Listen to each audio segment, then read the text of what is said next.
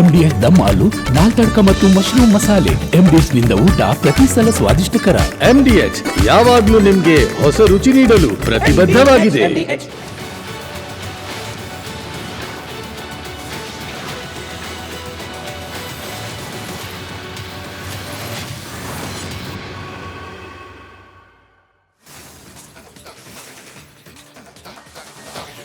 ಭಾರತ ಪಾಕಿಸ್ತಾನ ಮಧ್ಯೆ ನಿರಂತರ ಜಟಾಪಟಿ.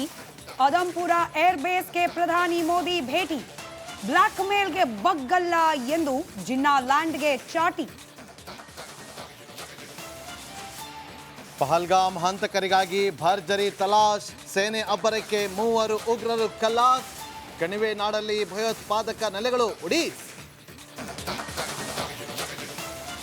ಜಿನ್ನಾ ಲ್ಯಾಂಡ್ಗೆ ಭಾರತ ಸೇನೆ ಪೆಟ್ಟು. ಹತ್ಯೆಯಾದ ಪಾಕಿ ಸೈನಿಕರ ಗುಟ್ಟು ರಟ್ಟು. ಬರೋಬ್ಬರಿ 11 ಯೋಧರಿಗೆ ಸಿಕ್ಕಿದ್ಯಂತೆ ಪೂರ್ ಟಿಕೆಟ್. ಭಾರತದ ಹೊಡೆತಕ್ಕೆ ನಲುಗಿದ ಪಾಕಿಸ್ತಾನ. 11 ದಿನ ತಿರಂಗ ಯಾತ್ರೆ ನಡೆಸಲು ಬಿಜೆಪಿ ತೀರ್ಮಾನ. ಕರ್ತವ್ಯ ಪಥದಲ್ಲಿ ರಾಷ್ಟ್ರ ಧ್ವಜ ಹಿಡಿದು ಹೆಜ್ಜೆ ಹಾಕಿದ ಜನ. ಸಹಾಯಕ್ಕಾಗಿ ಅಂಗಲಾಚಾಯಿತು ಪಾಕಿಸ್ತಾನ. ಸಹಾಯ ಮಾಡಿದ ಟರ್ಕಿಗೆ ಭಾರತದಲ್ಲಿ ಬ್ಯಾನ್. ವರ್ತಕರ ಹೊಡೆತಕ್ಕೆ ನಲುಗಿದ ಎರ್ಡೋಗನ್.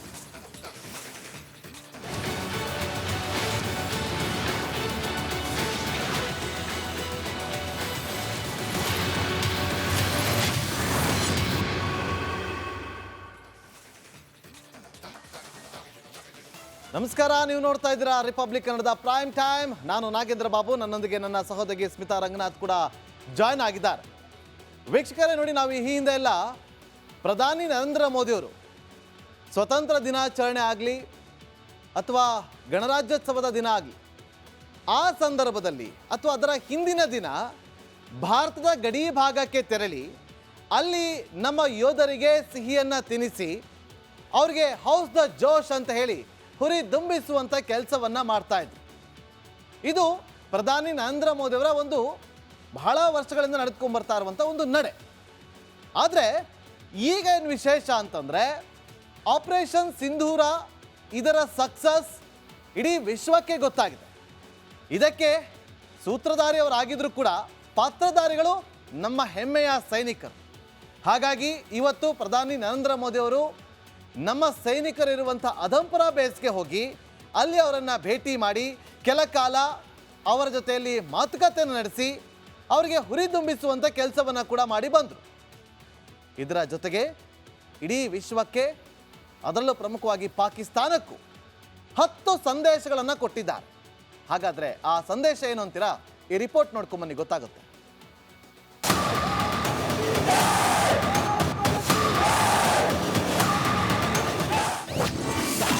ಭಾರತದ 2ನೇ ಅತಿ ದೊಡ್ಡ ಏರ್ಬೇಸ್ನಲ್ಲಿ ಮೋದಿ. ಯೋಧರ ಭುಜ ತಟ್ಟಿ ಅಭಿನಂದನೆ ಸಲ್ಲಿಸಿದ ನಮೋ. ರಕ್ತ ನೀರು ಒಟ್ಟಿಗೆ ಹರಿಯಲ್ಲ, ಉಗ್ರವಾದ ಮತ್ತು ಮಾತುಕತೆ ಒಟ್ಟಿಗೆ ನಡೆಯಲ್ಲ. ಕದನ ವಿರಾಮದ ಬಳಿಕ ಭಾರತದ ಪ್ರಧಾನಿ ಪಾಕಿಸ್ತಾನಕ್ಕೆ ಕೊಟ್ಟಿದ್ದ ಖಡಕ್ ಎಚ್ಚರಿಕೆ ಇದು. ದೇಶವನ್ನ ಉದ್ದೇಶಿಸಿ ಮಾತನಾಡಿದ ಪ್ರಧಾನಿ ಮೋದಿ ಮರುದಿನ ಬೆಳಿಗ್ಗೆ ಆದಂಪುರ ಏರ್ಬೇಸ್ಗೆ ಭೇಟಿ ನೀಡಿದ್ರು. ಯೋಧರ ಜೊತೆ ಚರ್ಚೆ ನಡೆಸಿ ಸುಂದರ ಅನುಭವವನ್ನ ಹಂಚಿಕೊಂಡಿದ್ದಾರೆ.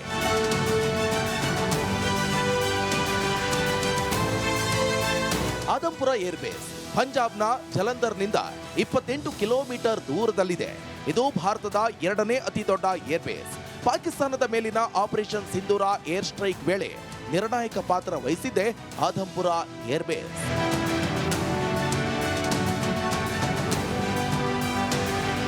ಭಾರತ ಇದೇ ಏರ್ಬೇಸ್ನಿಂದ ಪಾಕ್ ವಿರುದ್ಧ ಕ್ಷಿಪಣಿಗಳನ್ನ ಉಡಾಯಿಸಿದೆ. ಭಾರತದ ಕ್ಷಿಪಣಿಗಳ ದಾಳಿಗೆ ಪಾಕಿಸ್ತಾನದ ಏರ್ಬೇಸ್ಗಳೇ ಛಿದ್ರ ಆಗಿವೆ. ಅಲ್ಲದೆ ಪಾಕಿಸ್ತಾನ ಸೇನೆ ಕೂಡ ಈ ಆದಂಪುರ ಏರ್ಬೇಸ್ ಟಾರ್ಗೆಟ್ ಮಾಡಿತ್ತು. ಆದರೆ ಭಾರತದ ಏರ್ಬೇಸ್ ಸಿಸ್ಟಮ್ ಪಾಕಿಸ್ತಾನದ ಮಿಸೈಲ್ಗಳು ಆದಂಪುರ ಏರ್ಬೇಸ್ ತಲುಪದಂತೆ ಹೊಡೆದುರುಳಿಸಿದೆ. ಆದಂಪುರದಲ್ಲಿ ಮೋದಿ. ಆದಂಪುರ ಏರ್ಬೇಸ್ಗೆ ಮೋದಿ ತೆರಳಲು 10 ಕಾರಣಗಳು. ಆದಂಪುರ ಏರ್ಬೇಸ್ಗೆ ಮೋದಿ ತೆರಳಲು 10 ಕಾರಣಗಳಿವೆ. ಆದಂಪುರ ಏರ್ಬೇಸ್ ಭಾರತ ವಾಯುಪಡೆಯ 2ನೇ ಅತಿ ದೊಡ್ಡ ಏರ್ಬೇಸ್. ಪಾಕ್ ವಿರುದ್ಧ ಏರ್ ಸ್ಟ್ರೈಕ್ ನಡೆಸಿದ್ದು ಇದೇ ಆದಂಪುರ ಏರ್ಬೇಸ್ ನಿಂದ. ಇಲ್ಲೇ ಭಾರತದ S-400 ಏರ್ ಡಿಫೆನ್ಸ್ ಸಿಸ್ಟಮ್ ಇದೆ. ಆದಂಪುರ ಏರ್ಬೇಸ್ ನಲ್ಲೇ MiG-29 ಯುದ್ಧ ವಿಮಾನಗಳ ಸ್ಕ್ವಾಡ್ರನ್ ಇದೆ. ಆದಂಪುರ ಏರ್ಬೇಸ್ ನಿಂದಲೇ ಆಪರೇಷನ್ ಸಿಂಧೂರ್ ಯಶಸ್ವಿ ಕಾರ್ಯಾಚರಣೆ ನಡೆಸಲಾಗಿದೆ. ಆದಂಪುರ ಏರ್ಬೇಸ್ ಅನ್ನ ಮಿಸೈಲ್ ದಾಳಿಯಲ್ಲಿ ನಾಶ ಮಾಡಿದ್ದೇವೆ ಅಂತ ಪಾಕ್ ಹೇಳಿಕೊಂಡಿತ್ತು. ಪಾಕ್ ವಾಯು ದಾಳಿಗೆ ಆದಂಪುರ ಏರ್ಬೇಸ್ ನಾಶವಾಗಿಲ್ಲ ಅಂತ ಮೋದಿ ಭೇಟಿಯಿಂದ ಪಾಕ್ಗೆ ಸಂದೇಶ ರವಾನೆಯಾಗಿದೆ. ಭಾರತದ ವಾಯುಪಡೆ ಸೇನೆಯ ಜೊತೆ ಕೇಂದ್ರ ಸರ್ಕಾರ ಇಡೀ ದೇಶ ಇದೆ ಎಂಬ ಸಂದೇಶವನ್ನ ಕಳುಹಿಸಲಾಗಿದೆ. ತ್ರಿಶೂಲದ ಟೋಪಿ ಧರಿಸಿ ಪಾಕ್ಗೆ ಎಚ್ಚರಿಕೆಯ ಸಂದೇಶ ನೀಡಲಾಗಿದೆ. ಆದಂಪುರ ಏರ್ಬೇಸ್ ನಲ್ಲಿ ವಾಯುಪಡೆಯ ಯೋಧರನ್ನ ಅಭಿನಂದಿಸಿ ಬೆನ್ನು ತಟ್ಟಿ ಮೋದಿ ಹುರಿದುಂಬಿಸಿದ್ರು. ಪಾಕಿಸ್ತಾನ ಸೇನೆ ನಾವು ಆದಂಪುರ ಏರ್ಬೇಸ್ ಮೇಲೆ ದಾಳಿ ಮಾಡಿದ್ದೇವೆ ಅನ್ನೋ ಹಸಿ ಸುಳ್ಳು ಹೇಳಿತ್ತು. ಆದಂಪುರ ಏರ್ಬೇಸ್ ಮೇಲಿನ ಪಾಕ್ ಮಿಸೈಲ್ ದಾಳಿ ವಿಫಲ ಆಗಿದ್ದು ಆದಂಪುರ ಏರ್ಬೇಸ್ ಈಗ ಸಂಪೂರ್ಣವಾಗಿ ಸುಸ್ಥಿತಿಯಲ್ಲಿದೆ. News desk, Republic Kannada.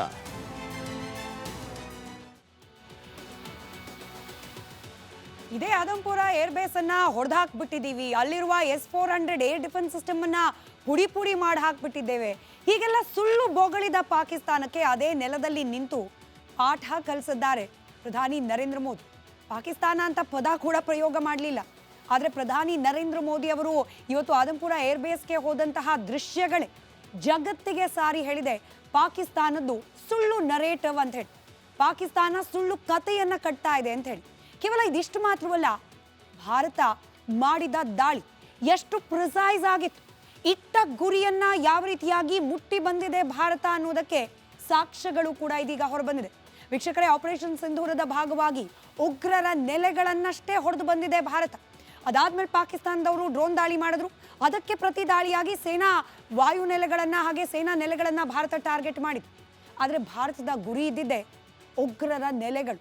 ಇದ್ರ ಭಾಗವಾಗಿ ಉಗ್ರರ ಪ್ರಮುಖ ಟ್ರೈನಿಂಗ್ ಕ್ಯಾಂಪ್ಗಳನ್ನು ಹೊಡೆದಾಕಿದೆ ಭಾರತ. ಅದರಲ್ಲಿ ಮೊಟ್ಟ ಮೊದಲನೇದಾಗಿ ಮುರಿದ್ಕೆ. ಈ ಮುರಿದ್ಕೆ ಜಾಗದಲ್ಲಿ ಆದ ಅಟ್ಯಾಕ್ ಇದೆಯಲ್ಲ, ಇದು ಮರ್ಕಸೆ ತಾಯ್ಬಾ ಕ್ಯಾಂಪ್ ಅನ್ನ ನಾಶ ಮಾಡಿದೆ ಭಾರತದ ಸೇನಾಪಡೆ. LET ಉಗ್ರರ ಟ್ರೈನಿಂಗ್ ಕ್ಯಾಂಪ್ ಇದು, ಬಹಳ ಮುಖ್ಯವಾದ ಹೆಡ್ ಕ್ವಾರ್ಟರ್ಸ್. ಹಫೀಜ್ ಸಯೀದ್ ಈತ ಕೂಡ ಇಲ್ಲಿಗೆ ಪದೇ ಬಂದು ಹೋಗ್ತಾ ಇದ್ದ. ಇಲ್ಲೇನೆ ಉಗ್ರರಿಗೆ ಟ್ರೈನಿಂಗ್ ಅನ್ನ ಕೊಡ್ಲಾಗ್ತಾ ಇತ್ತು. ಭಾರತದ ಮೇಲೆ ದಾಳಿ ಮಾಡಿದಂತಹ ಅನೇಕ ಉಗ್ರರು ಇಲ್ಲಿಂದಲೇ ತಯಾರಾಗಿ ಬಂದವರು. ಡೇವಿಡ್ ಹೆಡ್ಲಿ, ಕಸಬ್ ಇವರೆಲ್ಲರಿಗೂ ಕೂಡ ಟ್ರೈನಿಂಗ್ ಕೊಟ್ಟ ಸೆಂಟರ್ ಈ ಮುರಿದ್ಕೆ. ಅಲ್ಲಾಗಿದೆ ಅಟ್ಯಾಕ್. ಮುರಿದು ಬಿದ್ದಿರುವ ಆ ಟ್ರೈನಿಂಗ್ ಕ್ಯಾಂಪ್ನ ದೃಶ್ಯಗಳು ಇದೀಗ ರಾರಾಜಿಸ್ತಾ ಇದೆ.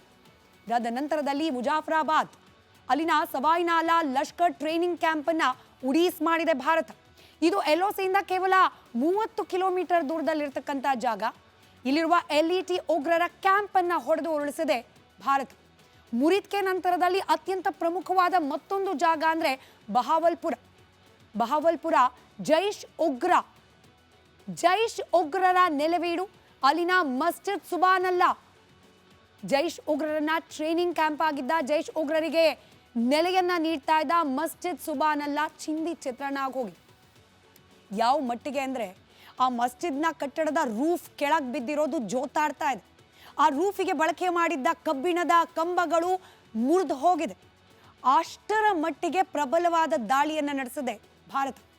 ಇನ್ನು ಮುಜಾಫರಾಬಾದ್ನದ್ದೇ ಮತ್ತೊಂದು ಏರಿಯಾದಲ್ಲೂ ಕೂಡ ಪ್ರಿಸೈಸ್ ಅಟ್ಯಾಕ್ ಅನ್ನ ಮಾಡಿದೆ ಭಾರತ. ಮುಜಾಫರಾಬಾದ್ನ ಕಾಡ್ನಲ್ಲಿದ್ದ ಸೈಯದ್ನ ಬಿಲಾಲ್ ಕ್ಯಾಂಪ್ ಅನ್ನ ಹೊಡೆದು ಹಾಕುವಲ್ಲಿ ಭಾರತೀಯ ಸೇನಾಪಡೆ ಯಶಸ್ವಿಯಾಗಿದೆ. ಇಲ್ಲಿ ಪ್ರಮುಖವಾಗಿ ಜೈಷೆ ಮೊಹಮ್ಮದ್ನ ಉಗ್ರರಿಗೆ ಟ್ರೈನಿಂಗ್ ನೀಡಲಾಗ್ತಾ ಇದ್ದ ಕ್ಯಾಂಪ್ ಕಾಡ್ನಲ್ಲಿ ಯಾಕಿತ್ತು? ಇದು ಜಂಗಲ್ ವಾರ್ಫೇರ್ ಅನ್ನ ಕಲಿಸ್ಕೊಡ್ತಾ ಇದ್ದ ಹಬ್ಬ ಆಗಿತ್ತು. ಅರಣ್ಯ ಭಾಗದಲ್ಲಿ ನಿಂತು ಉಗ್ರವಾದಿ ಚಟುವಟಿಕೆಗಳನ್ನ ನಡೆಸೋದು ಹೇಗೆ, ಇದರ ಟ್ರೈನಿಂಗ್ ಅನ್ನ ಇದೇ ಜಾಗದಲ್ಲಿ ಕೊಡ್ಲಾಗ್ತಾ ಇತ್ತು. ಆ ಕ್ಯಾಂಪ್ ಕೂಡ ಇದೀಗ ಮಣ್ಣಲ್ಲಿ ಮಣ್ಣಾಗಿ ಹೋಗಿದೆ. Next target Kotli. ಉಗ್ರರಿಗೆ ತರಬೇತಿ ನೀಡ್ತಾ ಇದ್ದ ಗುಲ್ಪುರ ಕ್ಯಾಂಪ್ ಅನ್ನ ಇಲ್ಲಿ ಹೊಡೆದಾಕಲಾಗಿದೆ. ಮತ್ತೊಂದು LET ಲಷ್ಕರ್ ಎ ತಾಯ್ಬಾ ಉಗ್ರಗಾಮಿ ಸಂಘಟನೆಯ ಕ್ಯಾಂಪ್ ಇದು, ಅದು ಕೂಡ ಇದೀಗ ಚಿಂದಿಯಾಗಿ ಹೋಗಿದೆ. ಮುಂದಿನ ಟಾರ್ಗೆಟ್ ಇದ್ದುದು ಭಿಂಬರ್. ಶಸ್ತ್ರಾಸ್ತ್ರ ತರಬೇತಿಯನ್ನ ನೀಡ್ತಾ ಇದ್ದ ಬರ್ನಾಲಾ ಕ್ಯಾಂಪ್ ಸರ್ವನಾಶವಾಗಿ ಹೋಗಿದೆ. ಇಲ್ಲಿ ಬಹಳ ಪ್ರಮುಖವಾಗಿ IED ಎಕ್ಸ್ಪ್ಲೋಸಿವ್ಗಳನ್ನು ತಯಾರು ಮಾಡೋದು ಹೇಗೆ ಅಂತ ಹೇಳಿ ಈ ಜಾಗದಲ್ಲಿ ಕಲಿಸ್ಕೊಡ್ಲಾಗ್ತಾ ಇತ್ತು. ಇದೀಗ ಇನ್ನೊಂದು ಜಾಗ ಹುಡುಕೋ ಅನಿವಾರ್ಯತೆ ಉಗ್ರರಿಗೆ. ಇನ್ನು ಕೋಟ್ಲಿಯದ್ದೇ ಮತ್ತೊಂದು ಟಾರ್ಗೆಟ್ ಅಬ್ಬಾಸ್ ಕ್ಯಾಂಪ್. ಅಬ್ಬಾಸ್ ಕ್ಯಾಂಪ್ನಲ್ಲಿ ಫಿದಾಯಿನ್ ದಾಳಿ, ಅದಕ್ಕೆ ತರಬೇತಿಯನ್ನು ನೀಡಲಾಗ್ತಾ ಇತ್ತು. ಜೈಷ್ ಎ ಮೊಹಮ್ಮದ್ ಉಗ್ರಗಾಮಿ ಸಂಘಟನೆಯ ನೆಲೆ ಅದನ್ನು ಕೂಡ ಹೊಡೆದಾಕಲಾಗಿದೆ. ಸಿಯಾಲ್ಕೋಟ್ನಲ್ಲಿ ವಾಯುನೆಲೆಯನ್ನ ಕೂಡ ಹೊಡೆದಾಕಿದೆ, ಮಿಲಿಟರಿ ವಾಯುನೆಲೆಯನ್ನ. ಆದರೆ ಉಗ್ರರ ಕ್ಯಾಂಪ್ ಮೊದಲ ಟಾರ್ಗೆಟ್ ಆಗಿತ್ತು. ಇಲ್ಲಿನ ಸರ್ಜಾಲ್ ಕ್ಯಾಂಪ್ನಲ್ಲಿ ಉಗ್ರರ ತರಬೇತಿ ಕೇಂದ್ರ ಆಯಿತು. ಇಲ್ಲೂ ಕೂಡ ಇದ್ದಿದ್ದು ಜೈಷ್ ಎ ಮೊಹಮ್ಮದ್ ಉಗ್ರಗಾಮಿ ಸಂಘಟನೆಯ ಟ್ರೈನಿಂಗ್ ಕ್ಯಾಂಪ್. ಇದನ್ನ ಕೂಡ ಹೊಡೆದು ಹಾಕಿದೆ ಭಾರತದ ವಾಯುಪಡೆ. ಅದೇ ಸಿಯಾಲ್ಕೋಟ್ನಲ್ಲಿರ್ತಕ್ಕಂಥ ಮೇಮೂನ್ ಝೋಯಾ ಕ್ಯಾಂಪ್ ಕೂಡ ಇದೀಗ ನಾಶವಾಗಿ ಹೋಗಿದೆ. ಭಾರತದ ಪಠಾನ್ಕೋಟ್ ದಾಳಿ, ಈ ದಾಳಿಯ ಪ್ಲಾನ್ ಆಗಿದ್ದು ಇದೇ ಜಾಗದಲ್ಲಿ. ಈ ಎಲ್ಲ ಜಾಗಗಳನ್ನು ಗುರುತಿಸಿ ಹುಡುಕಿ ಅದನ್ನ ನೆಲಸಮ ಮಾಡುವ ಮೂಲಕ ಪ್ರಧಾನಿ ನರೇಂದ್ರ ಮೋದಿ ಅವರು ಬಿಹಾರದ ನೆಲದಲ್ಲಿ ನಿಂತು ಮಾಡಿದ ಭಾಷಣ, ಅದನ್ನ ಕಾರ್ಯರೂಪಕ್ಕೆ ತರುವಲ್ಲಿ ಯಶಸ್ವಿಯಾಗಿದ್ದಾರೆ ಭಾರತದ ಹೆಮ್ಮೆಯ ಸೇನಾಪಡೆ. ಇನ್ನು ಭಾರತ ಮತ್ತು ಪಾಕಿಸ್ತಾನದ ನಡುವೆ ಯುದ್ಧದ ಕಾರ್ಮೋಡದ ವಿಚಾರದಲ್ಲಿ ಪ್ರಧಾನಿ ನರೇಂದ್ರ ಮೋದಿ ಇವತ್ತು ಅಧಂಪುರ್ಗೆ ವಿಸಿಟ್ ಕೊಟ್ಟು ಭಾರತದ ಮೇಲೆ ಕಣ್ಣು ಹಾಕಿದ್ರೆ ಹುಷಾರ್ ಅಂತ ಹೇಳಿ ಮೋದಿ ಅವರು ಪಾಕಿಸ್ತಾನದ ವಿರುದ್ಧ ಗುಡುಗಿದ್ರು. ಅದು ಯಾವ ರೀತಿಯಾಗಿತ್ತು ಗೊತ್ತಾ? ಈ ರಿಪೋರ್ಟ್ ನೋಡಿ ಗೊತ್ತಾಗುತ್ತೆ.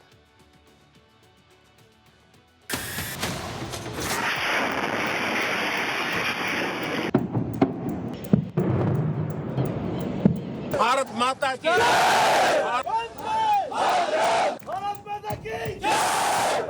ಭಾರತ ಆಪರೇಷನ್ ಸಿಂಧೂರದ ಮೂಲಕ ಪಾಕ್ ಉಗ್ರರನ್ನ ಹುಡುಕಿ ಹೊಸಕಿ ಹಾಕಿದೆ. ಇಂದು ಆಪರೇಷನ್ ಸಿಂಧೂರದ ಕೇಂದ್ರ ಸ್ಥಾನ ಅದಂಪುರ್ಗೆ ಭೇಟಿ ನೀಡಿ ಮೋದಿ ಭಾರತೀಯ ಸೇನೆಯನ್ನ ಹುರಿದುಂಬಿಸಿದ್ರು. ಅಷ್ಟೇ ಅಲ್ಲ, ಪಾಕ್ಗೆ ಮತ್ತೆ ವಾರ್ನಿಂಗ್ ಕೊಟ್ರು.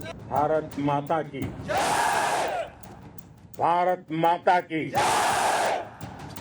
भारत माता की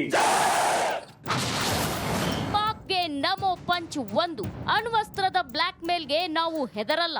जब भारत के सैनिक मां भारती की जय बोलते हैं तो दुश्मन के कलेजे कांप जाते हैं. जब हमारे ड्रोन दुश्मन के किले की दीवारों को ढहा देते हैं, जब हमारी मिसाइलें सनसनाती हुई निशाने पर पहुंचती हैं, तो दुश्मन को सुनाई देता है भारत माता की जय. जब रात के अंधेरे में भी जब हम सूरज उगा देते हैं तो दुश्मन को दिखाई देता है भारत माता की जय. जब हमारी फौजें न्यूक्लियर ब्लैकमेल की धमकी की हवा निकाल देती हैं तो आकाश से पाताल तक एक ही बात गूंजती है, भारत माता की जय. ಪಾಕ್ಗೆ ನಮೋ ಪಂಚ್ 2. ಪಾಕ್ಗೆ ಮುಟ್ಟಿ ನೋಡಿಕೊಳ್ಳುವಂತೆ ಉತ್ತರ. अगर पाकिस्तान ने फिर से आतंकी गतिविधि या सैन्य दुस्साहस दिखाया, उसका मुंह तोड़ जवाब देंगे. ये जवाब अपनी शर्तों पर अपने तरीके से देंगे. ಪಾಕ್ಗೆ ನಮೋ ಪಂಚ್ 3. ದೇಶದ ಸೇನೆಗೆ ನನ್ನ ಸೆಲ್ಯೂಟ್. मैं वीरों की इस धरती से आज एयरफोर्स, नेवी और आर्मी के सभी जाबाजों, बीएसएफ के अपने शूरवीरों को सैल्यूट करता हूं. आपके पराक्रम की वजह से आज ऑपरेशन सिंदूर की गूंज हर कोने में सुनाई दे रही. ಪಾಕ್ಗೆ ನಮೋ ಪಂಚ್ 4. ಆಪರೇಷನ್ ಸಿಂಧೂರ ಪರಾಕ್ರಮದ ಸಂಕೇತ. ऑपरेशन सिंदूर कोई सामान्य सैन्य अभियान नहीं है. ये भारत की नीति, नियत और निर्णायक क्षमता की त्रिवेणी है. भारत बुद्ध की भी धरती है और गुरु गोविंद सिंह जी की भी धरती है. गुरु गोविंद सिंह जी ने कहा था, 1.25 लाख से एक लड़ाऊं, चिड़ियन ते मैं बात तुड़ाऊं, तबे गुरु गोविंद सिंह नाम कहा. अधर्म के नाश और धर्म की स्थापना के लिए शस्त्र उठाना ये हमारी परंपरा है. इसलिए जब हमारी बहनों बेटियों का सिंदूर छीना गया तो हमने आतंकियों के फन को उनके घर में घुस के कुचल दिया. ಪಾಕ್ಗೆ ನಮೋ ಪಂಚ್ 5. ಭಾರತದ ಮೇಲೆ ಕಣ್ಣು ಹಾಕಿದ್ರೆ ಮಹಾವಿನಾಶ. आपने उन्हें सामने से हमला करके मारा. आपने आतंक के तमाम बड़े अड्डों को मिट्टी में मिला दिया. 9 आतंकी ठिकाने बर्बाद हुए. 100 से ज्यादा आतंकियों की मौत हुई. आतंक के आकाओं को अब समझ आ गया है, भारत की ओर नजर उठाने का एक ही अंजाम होगा, तबाही. ಪಾಕ್ಗೆ ನಮೋ ಪಂಚ್ 6. ಪಾಕ್ ಸೇನೆಗೆ ಮಣ್ಣು ಮುಕ್ಕಿಸಿದ್ದೇವೆ. जिस पाकिस्तानी सेना के भरोसे ये आतंकी बैठे थे, भारत की नेवी ने उस पाकिस्तानी सेना को भी धूल चटा दी.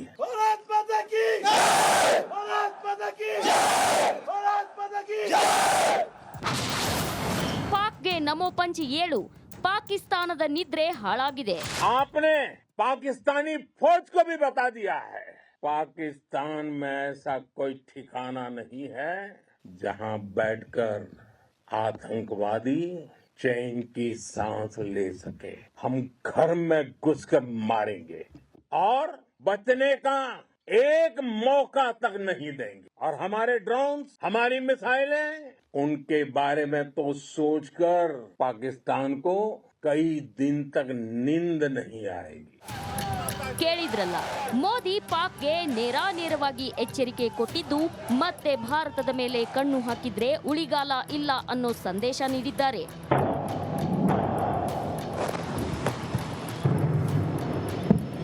News desk, Republic Kannada.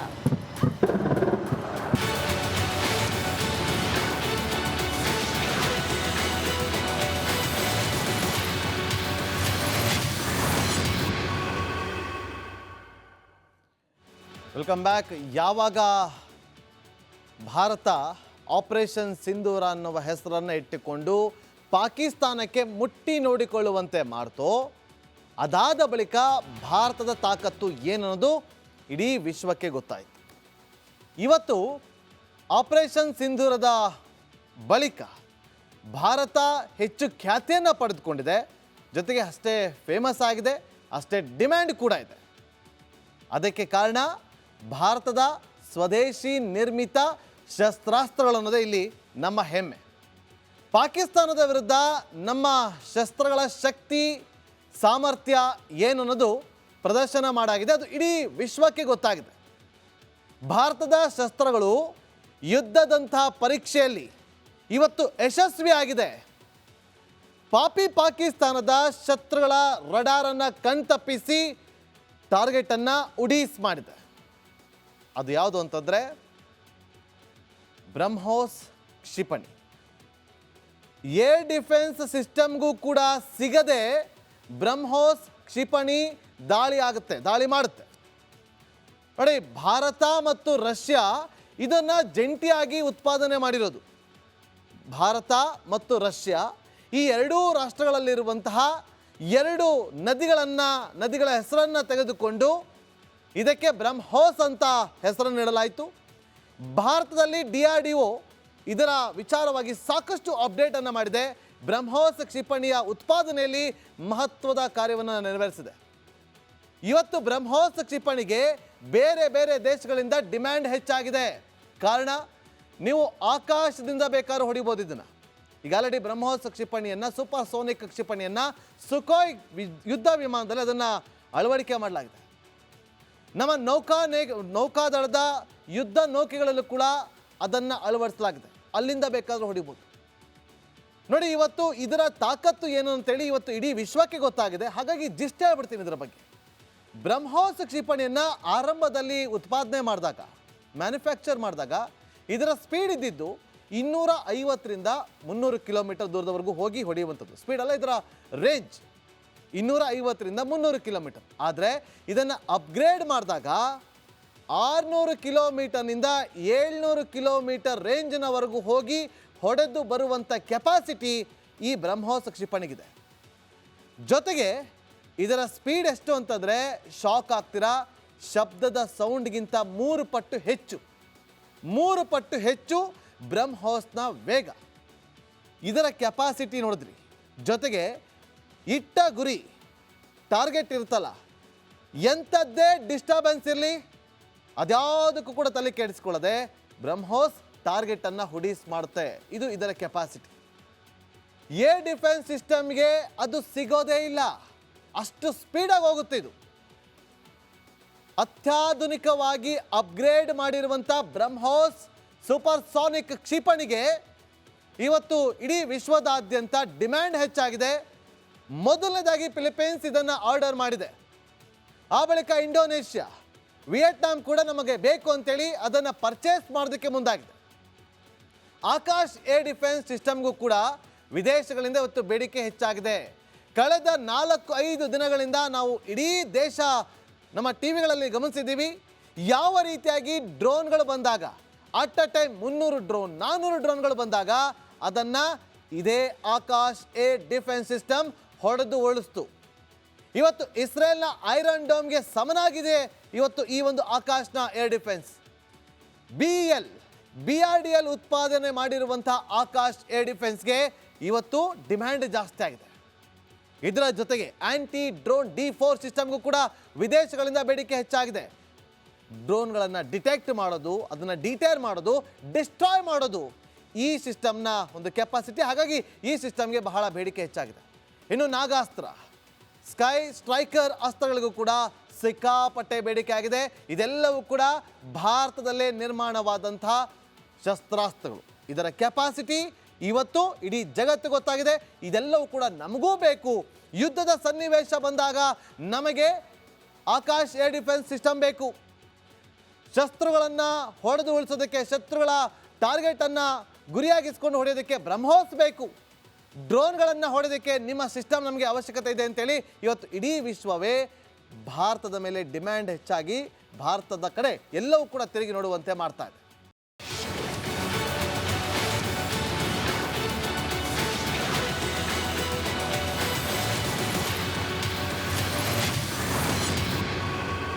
कोई रिश्ता जान हिट यार बिहारियां पे छोड़ दे यार.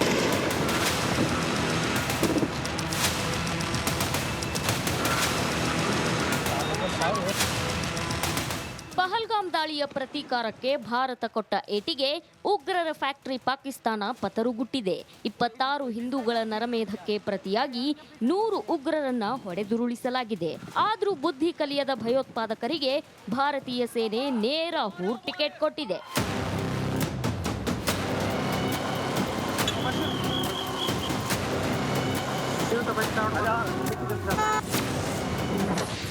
ಶೋಪಿಯಾನ್ನಲ್ಲಿ ಲಷ್ಕರ್ ಉಗ್ರರ ಎನ್ಕೌಂಟರ್. ಆರ್ಮಿ ಅಬ್ಬರಕ್ಕೆ 3 ಉಗ್ರರು ಖಲಾಸ್. ಜಮ್ಮು ಮತ್ತು ಕಾಶ್ಮೀರದ ಶೋಪಿಯಾನ್ನ ಕೆಲ್ಲರ್ನಲ್ಲಿ ಭಾರತೀಯ ಸೇನೆ ಭರ್ಜರಿ ಎನ್ಕೌಂಟರ್ ನಡೆಸಿದೆ. ಲಷ್ಕರ್ ಇ ತೊಯ್ಬಾ ಉಗ್ರ ಸಂಘಟನೆಯ 3 ಉಗ್ರರನ್ನ ಹೊಡೆದುರುಳಿಸಲಾಗಿದೆ. ನನ್ನ ಹಿಂಭಾಗದಲ್ಲಿ ಕಾಣಿಸ್ತಿರುವಂತ ರಸ್ತೆ ಏನಿದೆ, ಇದು ಶೋಪಿಯಾನ್ನ ರಸ್ತೆ ಆಗಿರುವಂತದ್ದು. ಈ ಒಂದು ರಸ್ತೆಯ ಮುಖಾಂತರ ಅವರು ಅಡವಿಯಲ್ಲಿ ಅವಿತು ಕುಳಿತಿದ್ರು. ಅಲ್ಲಿ ನುಗ್ಗಿದಂತ ಸೇನೆ ಈ ಒಂದು ಉಗ್ರರನ್ನ ಹೊಡೆದು ಹಾಕುವಲ್ಲಿ ಯಶಸ್ವಿಯಾಗಿದೆ ಅನ್ನೋ ಒಂದು ಮಾಹಿತಿ ಈ ಸದ್ಯ ಲಭಿಸ್ತಾ ಇರುವಂತದ್ದು. ಈಗ ಇಲ್ಲಿರುವಂತಹ ಚಿತ್ರಣ, ಇಡೀ ಊರೇ ಸೀಲ್ ಡೌನ್ ಮಾಡಲಾಗಿರುವಂತದ್ದು. ಸ್ಥಳೀಯರನ್ನ ಹೊರತುಪಡಿಸಿ ಯಾರನ್ನು ಕೂಡ ಬರೋದಕ್ಕೆ ಬಿಡ್ತಾ ಇಲ್ಲ. ಮತ್ತೊಂದು ಕಡೆ ನಾವು ಗಮನಿಸಬೇಕು, ಇಲ್ಲಿ ಪೊಲೀಸರ ವಾಹನ, ಸೇನೆಯ ವಾಹನಗಳನ್ನ ನಿಯೋಜನೆ ಮಾಡಲಾಗಿದೆ. ಇಲ್ಲಿ ಸೇನೆಯ ಮುಖ್ಯ ಅಧಿಕಾರಿಗಳು, ಹಿರಿಯ ಅಧಿಕಾರಿಗಳು, ಪೊಲೀಸ್ ಅಂದ್ರೆ ಜಮ್ಮು ಕಾಶ್ಮೀರದ ಪೊಲೀಸ್ನ ಹಿರಿಯ ಅಧಿಕಾರಿಗಳು ಕೂಡ ಈ ಸದ್ಯಕ್ಕೆ ಇಲ್ಲಿಗೆ ಬರ್ತಾ ಇದ್ದಾರೆ. ಉಗ್ರರಿಂದ ಭಾರಿ ಶಸ್ತ್ರಾಸ್ತ್ರ ವಶಕ್ಕೆ ಪಡೆದ ಸೇನೆ. ಭಯೋತ್ಪಾದಕರ ಜೋಳಿಗೆ ತುಂಬಾ ಪಾಕಿಸ್ತಾನ ಶಸ್ತ್ರಾಸ್ತ್ರ ತುಂಬಿ ಕಳಿಸಿತ್ತು. 7 AK ರೈಫಲ್, 2 ಹ್ಯಾಂಡ್ ಗ್ರೆನೇಡ್ಸ್, ಮದ್ದುಗುಂಡು, IEDಗೆ ಸಂಬಂಧಿಸಿದ ಬ್ಯಾಟರಿಗಳನ್ನ ಸೇನೆ ಸೀಸ್ ಮಾಡಿದೆ. ಅಷ್ಟೇ ಅಲ್ಲ, ಡೈರೀಸ್, ನೋಟುಗಳು ಸೇರಿ ವಿವಿಧ ವಸ್ತುಗಳನ್ನ ಜಪ್ತಿ ಮಾಡಿದೆ. 3 ಉಗ್ರರ ಬಾಡಿಗಳು ಈಗ ಸೇನೆಯ ವಶದಲ್ಲಿದೆ. ಇಲ್ಲಿ ನಡೆದಿರುವಂತ ಚಿತ್ರಣವನ್ನ ನಿಮ್ಮ ರಿಪಬ್ಲಿಕ್ ಕನ್ನಡ ಗ್ರೌಂಡ್ ಝೀರೋ ಇಂದ ತೋರಿಸ್ತಾ ಇರುವಂತದ್ದು. ಕೇವಲ 1 ರಿಂದ 2 ಕಿಲೋಮೀಟರ್ ಅಂತರದಲ್ಲಿ ನಡೆದಿದೆ. ನಾವು ಹೋಗೋದಕ್ಕೆ ಪ್ರಯತ್ನ ಮಾಡಿದ್ರು ಕೂಡ ಇಲ್ಲಿ ಸೆಕ್ಯೂರಿಟಿ ರೀಸನ್ಸ್ ಇಂದ ನಮಗೆ ಹೋಗೋದಕ್ಕೆ ಅವಕಾಶವನ್ನ ಮಾಡಿಕೊಡ್ತಾ ಇಲ್ಲ. ಆದ್ರೆ ನಿಮಗಾಗಿ ನಾವು ಶೋಪಿಯಾನ್ನ ರಸ್ತೆಯಲ್ಲಿದ್ದೇವೆ. ಇರುವಂತದ್ದು 2 ರಸ್ತೆ. ಒಂದು ಇದಾಗಿರುವಂತದ್ದು, ಇಲ್ಲಿಂದ ಕೇವಲ 3-4 ಕಿಲೋಮೀಟರ್ ಅಂತರದಲ್ಲಿ ಮತ್ತೊಂದು ರಸ್ತೆ ಇರುವಂತದ್ದು. ಆ 2 ರಸ್ತೆಗಳನ್ನ ಸದ್ಯದ ಮಟ್ಟಿಗೆ ಬ್ಲಾಕ್ ಮಾಡಲಾಗಿರುವಂತದ್ದು. ಪಹಲ್ಗಾಮ್ನ ಹಂತಕರಿಗಾಗಿ ಸೇನೆಯಿಂದ ತಲಾಶ್. ಪಹಲ್ಗಾಮ್ ಭಯೋತ್ಪಾದಕ ದಾಳಿಗೆ ಕಾರಣರಾದವರ ಬಗ್ಗೆ ಮಾಹಿತಿ ನೀಡಿದವರಿಗೆ 20 ಲಕ್ಷ ರೂಪಾಯಿ ಬಹುಮಾನ ನೀಡಲಾಗುತ್ತೆ. ಪುಲ್ವಾಮಾದಲ್ಲಿ ಪೋಸ್ಟರ್ ಅಂಟಿಸಿ ಉಗ್ರರಿಗೆ ತಲಾಶ್ ನಡೆಸಲಾಗುತ್ತಿದೆ. News desk, Republic Kannada. ಈ ಆಪರೇಷನ್ ಸಿಂಧೂರ ಅದರ ಮುಂದುವರೆದ ಭಾಗವಾಗಿ ಭಾರತ ನಡೆಸಿದ ದಾಳಿ ಇದೆಯಲ್ಲ, ಅದು ಕೇವಲ ಪಾಕಿಸ್ತಾನದ ಮೇಲಾದ ದಾಳಿ ಅಲ್ಲ. ಬದಲಾಗಿ ಪಾಕಿಸ್ತಾನ ಹಾಗೆ ಭಾರತದ ನಡುವೆ ನಡೆದ ಈ ಯುದ್ಧದ ರೀತಿಯ ಪರಿಸ್ಥಿತಿಯಲ್ಲಿ ಪ್ರಪಂಚದ ಅನೇಕ ಘಟಾನುಘಟಿ ರಾಷ್ಟ್ರಗಳು ಎಕ್ಸ್ಪೋಸೇ ಆಗಿದೆ. ಚೀನಾದ ವೆಪನ್ಸ್ ಫೇಲ್ಯೂರ್, ಟರ್ಕಿ ಕೊಟ್ಟ ಡ್ರೋನ್ ಫೇಲ್ಯೂರ್, ಅಮೆರಿಕಾದ ಫೈಟರ್ ಜೆಟ್ ಅನ್ನ ಕೂಡ ಭಾರತ ಹೊಡೆದಾಕಿದೆ ಅನ್ನೋ ಮಾಹಿತಿ ಇದೆ. ಅಫಿಷಿಯಲ್ ಸೋರ್ಸಸ್ ಇದನ್ನು ಕನ್ಫರ್ಮ್ ಮಾಡಿಲ್ಲ. ಒಂದು ವೇಳೆ ಅದಾದರೆ ಅಮೆರಿಕ ಕೂಡ ಫೇಲ್ಯೂರ್. ಹೀಗಾಗಿ ನಾವು ಹಿಂದಿನ ಭಾಗದಲ್ಲಿ ತಿಳಿಸಿದ್ವಿ, ಭಾರತದಲ್ಲಿ ನಿರ್ಮಾಣವಾದಂತಹ ಯುದ್ಧ ಶಸ್ತ್ರಗಳಿಗೆ ಇದೀಗ ಜಾಗತಿಕ ಮಟ್ಟದಲ್ಲಿ ಡಿಮ್ಯಾಂಡ್ ಬಂದಿದೆ. ಯಾಕಾಗಿ ಪಾಕಿಸ್ತಾನಕ್ಕೆ ಚೀನಾ ಕೊಟ್ಟಿದ್ದ ಒಂದೊಂದೇ ಶಸ್ತ್ರಗಳು ಫೇಲ್ಯೂರ್ ಆಗ್ತಾ ಹೋಯಿತು ಭಾರತದ ವಿರುದ್ಧದ ಸಮರದಲ್ಲಿ. ಅದರಲ್ಲಿ ಬಹಳ ಪ್ರಮುಖವಾಗಿ PL-15 ಮಿಸೈಲ್ ಅನ್ನ ಭಾರತದ ವಿರುದ್ಧ ಲಾಂಚ್ ಮಾಡ್ತು ಪಾಕಿಸ್ತಾನ. 8ಕ್ಕೂ ಹೆಚ್ಚು ಮಿಸೈಲ್ಗಳನ್ನ ಭಾರತದ ಕಡೆಗೆ ಕಳುಹಿಸ್ತು. ಏನಾಯ್ತು? ಈ PL-15 ಬಂದೆಲ್ಲಾದರೂ ಅಟ್ಯಾಕ್ ಮಾಡ್ತಾ, ಯಾವುದಾದ್ರೂ ಟಾರ್ಗೆಟ್ಗಳನ್ನು ಧ್ವಂಸ ಮಾಡ್ತಾ, ನಾವಾಗಲೇ ಹೇಳಿದ್ವಲ್ಲ, ಪಾಕಿಸ್ತಾನದ ಉಗ್ರ ನೆಲೆಗಳು ಮುರಿತ್ಕೆ, ಬಹವಲ್ಪುರ್, ಹೀಗೆ ಎಲ್ಲೆಲ್ಲಿ ಇತ್ತು ಅದೇ ಜಾಗದಲ್ಲಿ ಪ್ರಿಸೈಸ್ ಅಟ್ಯಾಕ್ ಮಾಡ್ತು ಭಾರತದಿಂದ ಕಳಿಸಿದ ಮಿಸೈಲ್ಗಳು ಅಂತ ಹೇಳಿ. ಹಾಗೇನಾದರೂ ಈ PL-17 ಅಟ್ಯಾಕ್ ಮಾಡಿ ಯಶಸ್ವಿ ಆಯ್ತಾ? ಖಂಡಿತವಾಗಿಲ್ಲ. ಚೀನಾ ನಿರ್ಮಿತ PL-15ನ ಡೆಡ್ ಬಾಡಿ, ಅದರ ಅವಶೇಷ ಹೋಶಿಯಾರ್ಪುರದಲ್ಲಿ ಪತ್ತೆಯಾಯಿತು. ಧುಮ್ಮು ಅನ್ಲಿಲ್ಲ, ಪಟಾರು ಅನ್ಲಿಲ್ಲ. ನೆಲದ ಮೇಲೆ ಡೆಡ್ ಬಾಡಿ ಬಿದ್ದಂಗೆ ಬಿದ್ದಿತ್ತು ಚೀನಾದ PL-15. 145 ಕಿಲೋಮೀಟರ್ ದೂರದ ಶಸ್ತ್ರಾಸ್ತ್ರವನ್ನ ಹೊಡೆದು ಹಾಕುವ ಸಾಮರ್ಥ್ಯ ಈ PL-15ಗಿದೆ. ಆದರೂ ಹೊಡಿಲಿಲ್ಲ. ಅಥವಾ ಪಾಕಿಸ್ತಾನಕ್ಕೆ ಇದನ್ನು ಉಪಯೋಗ ಮಾಡ್ಲಿಕ್ಕೆ ಬರಲಿಲ್ವಾ? PL-15 ಹೆಂಗೆ ಲಾಂಚ್ ಮಾಡಬೇಕು, ಹೆಂಗೆ ಅದನ್ನು ಏಮ್ ಮಾಡಿ ಟಾರ್ಗೆಟ್ ಮಾಡಿ ಪ್ರಯೋಗ ಮಾಡಬೇಕು, ಬಹುಶಃ ಪಾಕಿಸ್ತಾನಕ್ಕೆ ಗೊತ್ತಾಗಿಲ್ವೇನು. ಆದರೆ ಜಾಗತಿಕ ಮಟ್ಟದಲ್ಲಿ ಎಕ್ಸ್ಪೋಸ್ ಆಗಿದ್ದು China made PL-15. It's a failure weapon. ಇಷ್ಟು ಮಾತ್ರ ಅಲ್ಲ, ಚೀನಾ ಬಹಳ ಹೆಮ್ಮೆಯಿಂದ ಎದೆ ತಟ್ಟುಕೊಂಡು ಪಾಕಿಸ್ತಾನಕ್ಕೆ ಕೊಟ್ಟಿದ್ದ ಫೈಟರ್ ಜೆಟ್ JF-17. ಈ JF-17 ಅನ್ನು ಬಳಸ್ಕೊಂಡೇನೆ ಪಾಕಿಸ್ತಾನ ಭಾರತದ ಮೇಲೆ ನಾವು ಯುದ್ಧ ಮಾಡ್ತೀವಿ ಅಂತ ಹೇಳಿ ಬರ್ತಾ ಇದ್ದಿದ್ದು. ಚೀನಾದ ಈ ಫೈಟರ್ ಜೆಟ್ ಅನ್ನ ಪಾಕಿಸ್ತಾನ ಬಳಸ್ಕೊಳ್ತು. ಆದರೆ ಪಾಕಿಸ್ತಾನಕ್ಕೆ ಮೋಸ, ಪಾಕಿಸ್ತಾನಕ್ಕೆ ನಂಬಿಕೆ ದ್ರೋಹ ಮಾಡ್ತು ಈ ಫೈಟರ್ ಜೆಟ್. ಭಾರತದ ಬಲಿಷ್ಠವಾದ ಏರ್ ಡಿಫೆನ್ಸ್ ಸಿಸ್ಟಮ್ ಮುಂದೆ ಈ JF-17 ಆಟ ನಡಿಲೇ ಇಲ್ಲ. ಹಾಗಂದ ಮಾತ್ರಕ್ಕೆ ಇದೇನಾದರೂ ಡಕೋಟಾ ಮಾಡೆಲ್ ಫೈಟರ್ ಜೆಟ್ ಖಂಡಿತವಾಗಲ್ಲ. JF-17 in fact light weight combat vehicle, ಕಡಿಮೆ ತೂಕದ ಖತರ್ನಾಕ್ ಯುದ್ಧ ವಿಮಾನ. JF-17 4th gen fighter jet, 4ನೇ ತಲೆಮಾರಿನ ಫೈಟರ್ ಜೆಟ್. ಇದು ಬರೋಬ್ಬರಿ 3482 ಕಿಲೋಮೀಟರ್ ರೇಂಜ್ ಹೊಂದಿದೆ.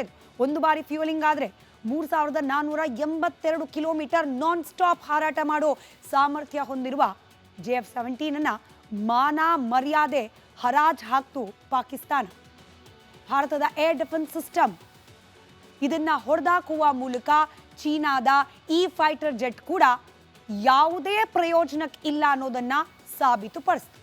ಇದರ ಜೊತೆಗೆ ನಮ್ಮ ಏರ್ ಡಿಫೆನ್ಸ್ ಸಿಸ್ಟಮ್ ಭಾರತಕ್ಕೆ ಸುದರ್ಶನ ಚಕ್ರದ ರೀತಿಯಲ್ಲಿ ವರ್ಕ್ ಆದರೆ ಚೀನಾ ನಿರ್ಮಿತ HQ-9 ಪಾಕಿಸ್ತಾನವನ್ನ ಮರ್ಮಾಘಾತಕ್ಕೆ ಒಳಗಾಗೋ ಹಾಗೆ ಮಾಡ್ತು. ಪಾಕಿಸ್ತಾನದ ಲಾಹೋರ್ನಲ್ಲಿ ಇದೇ ಏರ್ ಡಿಫೆನ್ಸ್ ಸಿಸ್ಟಮ್ ಅನ್ನು ಅಳವಡಿಸಿದ್ರು.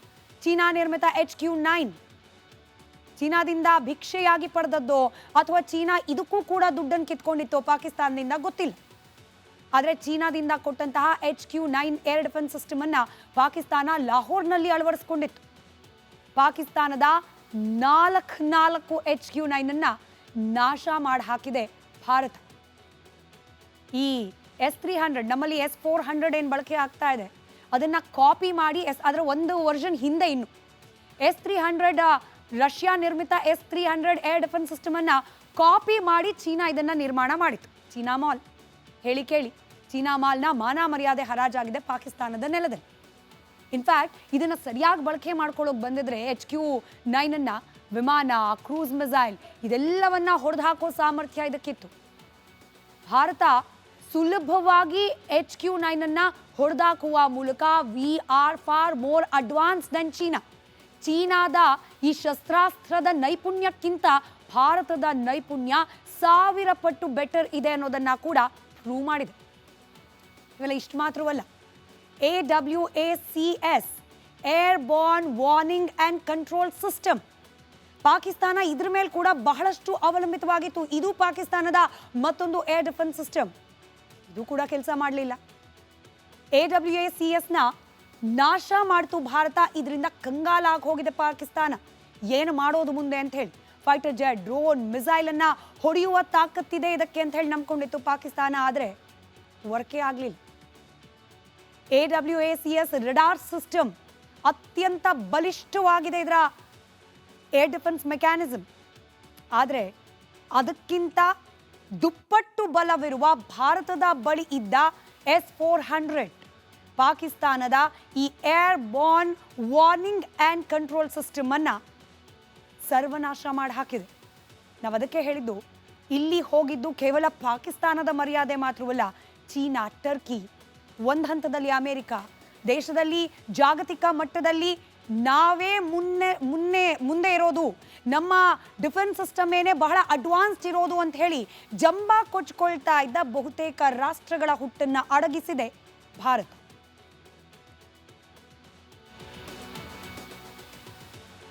ಪಾಕಿಸ್ತಾನಕ್ಕೆ ಭಯೋತ್ಪಾದಕರೇ ಆಸ್ತಿ ಅಂತ ಪದೇ ಪದೇ ಪ್ರೂವ್ ಆಗ್ತಾ ಇದೆ. ಮೊನ್ನೆ ಅಷ್ಟೇ ಭಾರತದಿಂದ ಹತರಾದ ಉಗ್ರರ ಅಂತ್ಯಕ್ರಿಯೆ ಮೇಲೆ ಪಾಕ್ ಸರ್ಕಾರಿ ಗೌರವ ನೀಡಿತು. ಅಂತ್ಯಕ್ರಿಯೆಯಲ್ಲಿ ಪಾಕ್ ಸೇನಾ ಅಧಿಕಾರಿಗಳು ಭಾಗಿಯಾಗಿದ್ದರು. ಉಗ್ರರ ಅಂತ್ಯಕ್ರಿಯೆಯಲ್ಲಿ ಯಾವ್ಯಾವ ಸೇನಾಧಿಕಾರಿಗಳು, ಯಾವ್ಯಾವ ಪೊಲೀಸ್ ಅಧಿಕಾರಿಗಳು ಭಾಗಿಯಾಗಿದ್ರು ಅನ್ನೋದನ್ನು ಕೇಳಿದ್ರೆ ಶಾಕ್ ಆಗೋದು ಗ್ಯಾರಂಟಿ. ನೋಡಿ,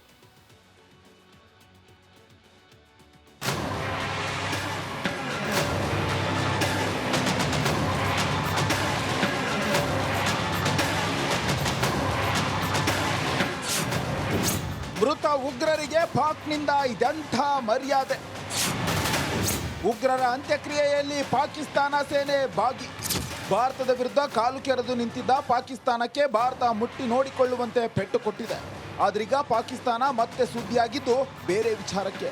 ಅದು ಕೂಡ ಉಗ್ರರ ಅಂತ್ಯಕ್ರಿಯೆಯಲ್ಲಿ ಪಾಕ್ ಸೇನಾ ನಾಯಕರೇ ಮುಂದಾಳತ್ವ ವಹಿಸಿಕೊಂಡು ಮತ್ತೆ ಕುಖ್ಯಾತಿ ಪಡೆದಿದೆ. ಭಯೋತ್ಪಾದಕರ ಅಂತ್ಯಕ್ರಿಯೆಯಲ್ಲಿ ಪಾಕ್ ಸೇನೆ ಭಾಗಿಯಾಗಿದ್ದು ಇಡೀ ವಿಶ್ವವೇ ಕೆರಳಿ ಕೆಂಡವಾಗಿದೆ.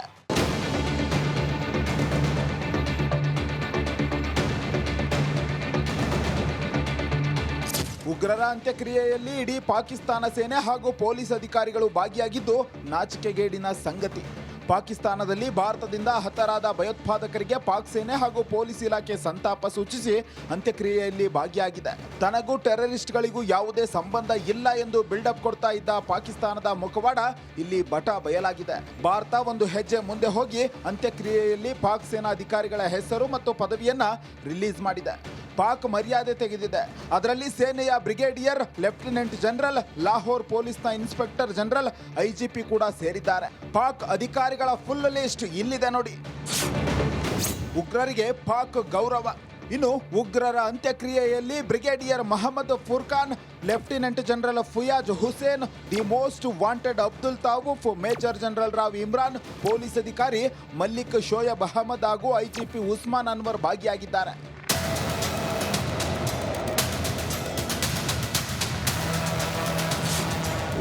ಪಾಕ್ ಪ್ರಾಯೋಜಿತ ಭಯೋತ್ಪಾದನೆಗೆ ಸಾಕ್ಷ್ಯ. ಪಾಕಿಸ್ತಾನದ ವಿರುದ್ಧ ಪ್ರಧಾನಿ ಮೋದಿ ಗುಡುಗು. ಇನ್ನೂ ಹತ್ಯೆಗೀಡಾದ ಉಗ್ರರ ಅಂತ್ಯಕ್ರಿಯೆಯಲ್ಲಿ ಭಾಗಿಯಾಗಿದ್ದ ಪಾಕಿಸ್ತಾನದ ಸೇನಾಧಿಕಾರಿಗಳಿಗೆ ಪ್ರಧಾನಿ ನರೇಂದ್ರ ಮೋದಿ ಛೀಮಾರಿ ಹಾಕಿದ್ದಾರೆ. ಪಾಕಿಸ್ತಾನ ಉಗ್ರರನ್ನ ಪೋಷಿಸುತ್ತಿದೆ. ಪಾಕ್ನ ಪಾಪಿ ಕೃತ್ಯವನ್ನ ಇಡೀ ಜಗತ್ತೇ ನೋಡಿದೆ ಎಂದು ಬೆಂಕಿ ಉಂಡೆ ಉಗುಳಿದ್ದಾರೆ. ದುನಿಯಾನೆ ಪಾಕಿಸ್ತಾನ್ ಕಾ ವೋ ಘಿನೌನಾ ಸಚ್ ಫಿರ್ देखा है जब मारे गए आतंकियों को विदाई देने पाकिस्तानी सेना के बड़े बड़े अफसर उमड़ पड़े. स्टेट स्पॉन्सर्ड टेररिज्म का ये बहुत बड़ा सबूत है. ಪಾಪಿ ಪಾಕಿಸ್ತಾನಕ್ಕೆ ಎಷ್ಟೇ ಉಗಿದ್ರೂ ಬುದ್ಧಿ ಬರಲ್ಲ. ಈಗಾಗಲೇ ಭಾರತದ ಪ್ರಹಾರಕ್ಕೆ ಬೆಂಡಾಗಿರುವ ಜಿನ್ನಾಲ್ಯಾಂಡ್ ತೆಪ್ಪಗಿದ್ರೆ ಒಳ್ಳೆಯದು. ಇಲ್ಲವಾದ್ರೆ ಭಾರತದ ಏಟಿಗೆ ಭೂಪಟದಿಂದಲೇ ಮಾಯವಾಗೋದು ಫೇಕ್ಸ್.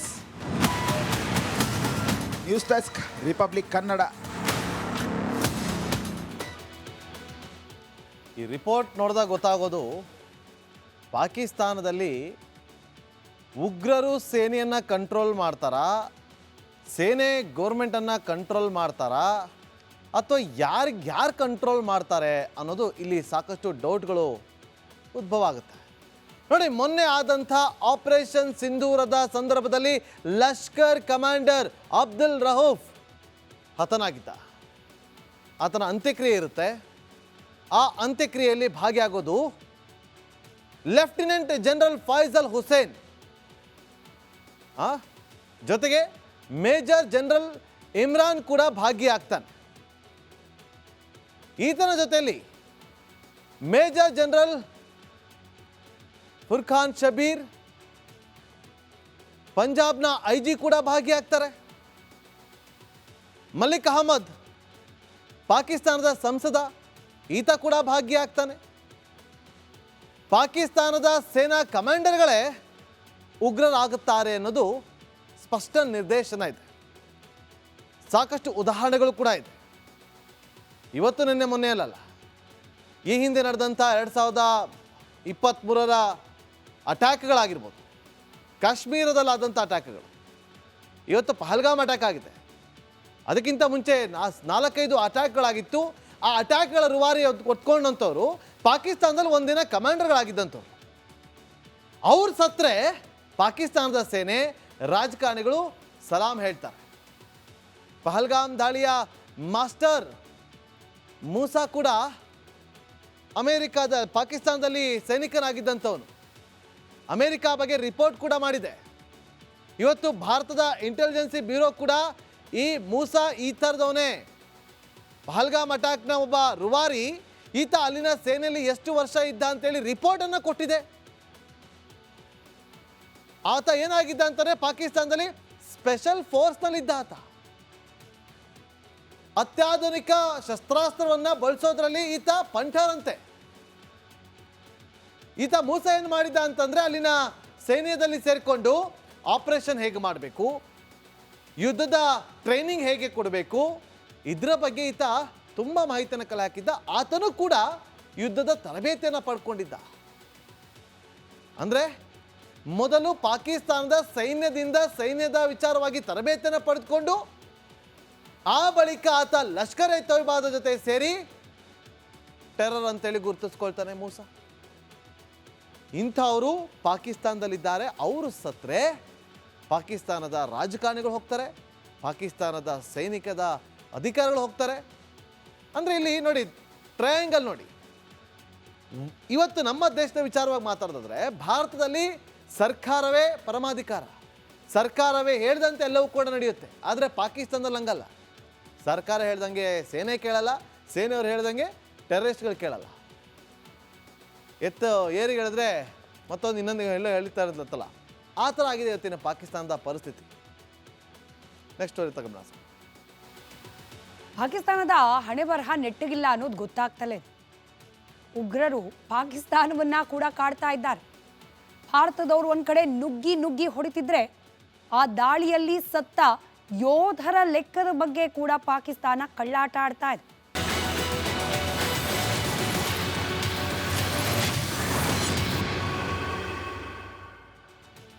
ವೆಲ್ಕಮ್ ಬ್ಯಾಕ್ ವೀಕ್ಷಕರೇ. ಇಡೀ ಭಾರತ ಪಾಕಿಸ್ತಾನದ ನಡುವಿನ ಸಂಘರ್ಷದಲ್ಲಿ ಹೀರೋ ಆಗಿದ್ಯಾರು ಅಂದ್ರೆ S-400 ಏರ್ ಡಿಫೆನ್ಸ್ ಸಿಸ್ಟಮೇ ಭಾರತಕ್ಕೆ ಸುದರ್ಶನ ಚಕ್ರವಾಯಿತು ಅನ್ನೋ ಚರ್ಚೆ ಇದೆ.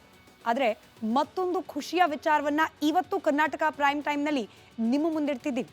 ಭಾರತದ ರಕ್ಷಣಾ ವ್ಯವಸ್ಥೆಗೆ ಇದೀಗ ಮತ್ತೊಬ್ಬ ಬಾಹುಬಲಿಯ ಎಂಟ್ರಿ ಆಗಲಿದೆ. ಇಡೀ ಜಗತ್ತಿಗೆ ಇದೀಗ S-400 ಬಗ್ಗೆ ಸಿಕ್ಕಾಪಟ್ಟೆ ಭಯ ಶುರುವಾಗಿದೆ. ಭಾರತಕ್ಕೆ ಅತಿ ದೊಡ್ಡ ಬಲವಾಗಿ ಪರಿಣಮಿಸಿತ್ತು ಈ S-400. ಆದರೆ ಇದೀಗ ಇದಕ್ಕಿಂತ ದೊಡ್ಡ ಆಫರ್ ಒಂದನ್ನು ನೀಡಿದೆ ಮಿತ್ರ ರಾಷ್ಟ್ರ ರಷ್ಯಾ. S-400 ರಷ್ಯಾ ನಿರ್ಮಿತ ಏರ್ ಡಿಫೆನ್ಸ್ ಸಿಸ್ಟಮ್. ಇದೀಗ ಅದನ್ನ ಮೀರಿಸುವ S-500 ಏರ್ ಡಿಫೆನ್ಸ್ ಸಿಸ್ಟಮ್ ಜಂಟಿಯಾಗಿ, ಅಂದ್ರೆ ರಷ್ಯಾ ಹಾಗೆ ಭಾರತ ಜಂಟಿಯಾಗಿ ಉತ್ಪಾದನೆ ಮಾಡುವ ಆಸಕ್ತಿಯನ್ನ ರಷ್ಯಾ ತೋರಿಸಿದೆ. ಒಂದು ಕ್ವಿಕ್ ಕಂಪ್ಯಾರಿಸನ್, ಈಗಿರುವ S-400ಗೆ ಹೋಲಿಕೆ ಮಾಡಿದ್ರೆ ಈ S-500 ಲಿಟರಲಿ ಅಕ್ಷರಶಃ ರಾಕ್ಷಸ ಅಂತ ಹೇಳ್ಬೋದು. ಜಗತ್ತಿನ ಯುದ್ಧ ತಂತ್ರಗಳನ್ನ ಬದಲಾಯಿಸುತ್ತೆ ಈ S-500. ಇದ್ರ ಜೊತೆಗೆ S-500ನ ಕೆಪಾಸಿಟಿ ಹೇಗಿರುತ್ತೆ ಅಂದರೆ, ಇದರನ್ನ ಕಣ್ಣನ್ನು ತಪ್ಪಿಸಿ ಯಾವುದೇ ಟಾರ್ಗೆಟ್ ಅನ್ನ ರೀಚ್ ಮಾಡಲಿಕ್ಕೆ ಪ್ರಪಂಚದ ಯಾವುದೇ ಯುದ್ಧ ವಿಮಾನಕ್ಕಾಗ್ಲಿ ಕ್ಷಿಪಣಿಗಾಗ್ಲಿ ಸಾಮರ್ಥ್ಯವೇ ಇರೋದಿಲ್ಲ. ಅಷ್ಟು ಪ್ರಬಲವಾದ ಏರ್ ಡಿಫೆನ್ಸ್ ಸಿಸ್ಟಮ್ ಆಗಲಿದೆ S-500. ಉಗ್ರರ ಎಲ್ಲ ರೀತಿಯ ದಾಳಿಯನ್ನ ಹೊಡೆದು ಹಾಕುವ ಶಕ್ತಿಯನ್ನ ಹೊಂದಿರಲಿದೆ ಈ S-500. ವಾಯು ವೇಗಕ್ಕಿಂತ 5 ಪಟ್ಟು ವೇಗದಲ್ಲಿ ನುಗ್ಗತ್ತೆ. ಅಂದರೆ ಗಂಟೆಗೆ ಬರೋಬ್ಬರಿ 6,000 ಕಿಲೋಮೀಟರ್ ವೇಗದಲ್ಲಿ ಚಲಿಸಬಲ್ಲ ಸಾಮರ್ಥ್ಯವನ್ನ ಇದನ್ನು ಹೊಂದಿರುತ್ತೆ. S-500 ಹೈಪರ್ಸಾನಿಕ್, ಸೂಪರ್ಸಾನಿಕ್ ಕೇಳಿದ್ವಿ, ಇದೀಗ ಹೈಪರ್ಸಾನಿಕ್ ಮಿಸೈಲ್ಗಳನ್ನ ಕೂಡ ಹೊಡೆಯುವ ಸಾಮರ್ಥ್ಯ ಹೊಂದಿದೆ. ಇಷ್ಟು ಶಕ್ತಿಶಾಲಿ ಏರ್ ಡಿಫೆನ್ಸ್ ಸಿಸ್ಟಮ್ ಜಗತ್ತಿನ ಯಾವುದೇ ಮೂಲೆಯಲ್ಲಿಲ್ಲ. ಅಮೆರಿಕ ಹೈಪರ್ಸಾನಿಕ್ ಮಿಸೈಲ್ ಅನ್ನ ತಯಾರು ಮಾಡುವ ನಿರ್ಧಾರಕ್ಕೆ ಬಂದಿದೆ. ಇನ್ನೂ ನಿರ್ಮಾಣ ಆಗಿಲ್ಲ ಇದು. ಬಟ್ ಆಲ್ರೆಡಿ ಅಮೆರಿಕ ತಯಾರು ಮಾಡಬೇಕು ಅಂತ ಕನಸು ಕಾಣ್ತಾ ಇರುವ ಈ ಹೈಪರ್ಸಾನಿಕ್ ಮಿಸೈಲ್ ಅನ್ನೇ ಹೊಡೆದು ಹಾಕುವ ಟೆಕ್ನಾಲಜಿ ಈ S-500 ಸಿಸ್ಟಮ್ನಲ್ಲಿರುತ್ತೆ. ಇದಿಷ್ಟು ಮಾತ್ರವಲ್ಲ, ಇನ್ ಕೇಸ್ ಭಾರತ ಹಾಗೆ ರಷ್ಯಾದ ಈ ಜಂಟಿ ಪ್ರಯೋಗ ಅತ್ಯಂತ ಯಶಸ್ವಿಯಾಗಿ ಶೀಘ್ರದಲ್ಲಿ ಮುಗಿದ್ರೆ ಭಾರತಕ್ಕೆ ಮತ್ತಷ್ಟು ಬಲ ವೃದ್ಧಿಯಾಗೋದು, ಭಾರತೀಯ ಸೈನಿಕರಿಗೆ ಮತ್ತಷ್ಟು ಹೆಲ್ಪಿಂಗ್ ಹ್ಯಾಂಡ್ ಸಿಗೋದು ಯಾವುದೇ ರೀತಿಯಲ್ಲೂ ಕೂಡ ತಪ್ಪಿಸ್ಲಿಕ್ಕೆ ಪ್ರಪಂಚದ ಯಾವುದೇ ರಾಷ್ಟ್ರಕ್ಕೆ ಸಾಧ್ಯವಾಗೋದಿಲ್ಲ. ಅತಿ ಶೀಘ್ರದಲ್ಲಿ ಇದಾಗಲಿ ಅಂತ ಹೇಳಿ ಆಶಿಸೋಣ. ಇಷ್ಟ ಆಗಿತ್ತು ಇವತ್ತಿನ ಕರ್ನಾಟಕ ಪ್ರೈಮ್ ಟೈಮ್ನ ಸುದ್ದಿ. ಆರೋಗ್ಯ ಹಾಗೂ ನ್ಯೂಟ್ರಿಷನ್ ಸಿಗುತ್ತೆ ನೋಡಿ, ಬಾಡಿ ಸ್ಟ್ರಾಂಗ್ ಆಗುತ್ತೆ. ಸ್ವಲ್ಪ ತಿಂದು ಹಸಿವು ನಿಗುತ್ತೆ, ಡೈಜೆಷನ್ಗೆ ಇಲ್ಲ ಅಪಾಯ. MDH ಸೋಯಾ ಟೀ ಅಸಲಿ ಪ್ರೋಟೀನ್. MDH